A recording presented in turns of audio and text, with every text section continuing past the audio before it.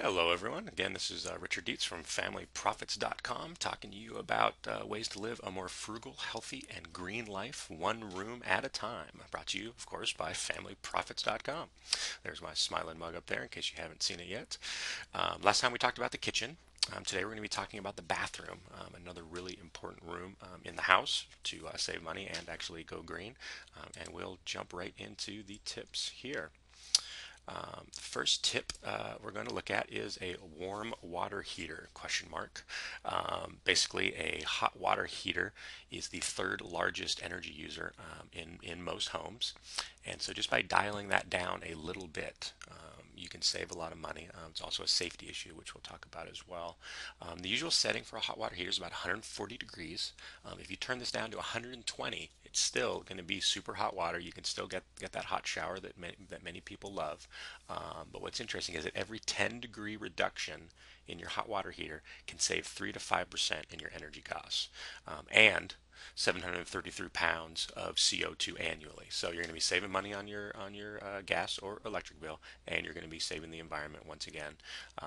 Nice, easy little thing to do. It's not very difficult. We have found that the water is still very hot. Could still, almost feel like it's going to burn you. But that does bring up the safety issue as well. Is that if you do have children, if you have a family, that hot water scalding is one of the most common injuries that can happen to small children. Their skin's a little thinner, and it can very easily get burned. So just by turning it down, you're also going to be helping your family as well as a safety issue. The next tip is mismatched socks. It's kind of an interesting one, is that Steph and I kind of have done out of necessity almost. But when you're doing laundry and you lose a sock, somehow it gets sucked up into the black hole that is the washer or dryer, and you just have these mismatched socks laying around. Well, those can actually be really useful. Instead of using disposable cleaning products like paper towels, like we talked about earlier on the kitchen one, or the expensive microfiber sham wow, whatever cleaning things, use some old socks or an old T-shirt that you have lying around to clean your house. It's going to be very soft. It's usually going to be cotton. Going to be non-abrasive. It's going to be good for your nicer furniture and all that stuff. And it's also going to reduce trash. And also helps you reuse, reduce, and recycle. Next tip we're going to look at is green cleaners. Now there's a ton of green cleaners in the store now. I mean, just go to even your major stores and you go down the cleaning aisle and there's all the seventh generation and all these new fancy green cleaners. And as you've probably noticed, they're a lot more expensive than your regular green, your regular cleaners. You're going to pay a premium to do that to quote unquote save the environment. But there's a better way to go about it, and that's what we call going old school.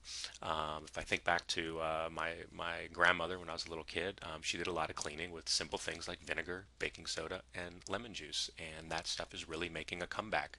There's a lot of websites now that have recipes to create those cleaning products. We have some over on FamilyProfits.com as well, and they're really easy to do. You can use vinegar as an air freshener. You can use vinegar and baking soda as a abrasive. There's just all kinds of really interesting things that you can do with that, and it saves you a ton of money.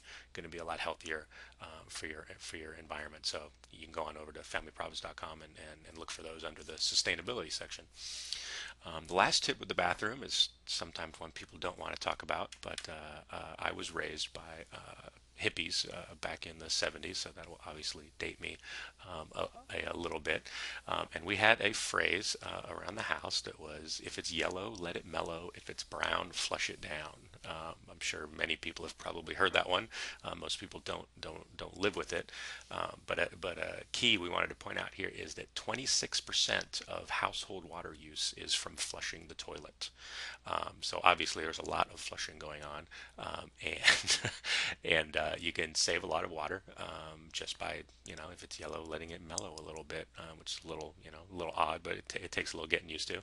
Another key is 21% of household water use is from your shower. So basically, you have almost half of your water use coming from the bathroom. So anything you can do to lower that a little bit is going to help your water bill immensely, especially in the summertime when you're trying to water your lawn and keep it from going completely and totally brown and turning it into a dirt patch. So it's a couple things that you can do there. And next time, we'll be talking about the bedroom as a way to live a healthy, green, and frugal life. And for more great tips like these and many others, you can head on over to familyprofits.com, where our tagline and mission is more money, more freedom, stronger families. Thank you for joining us, and we'll see you next time.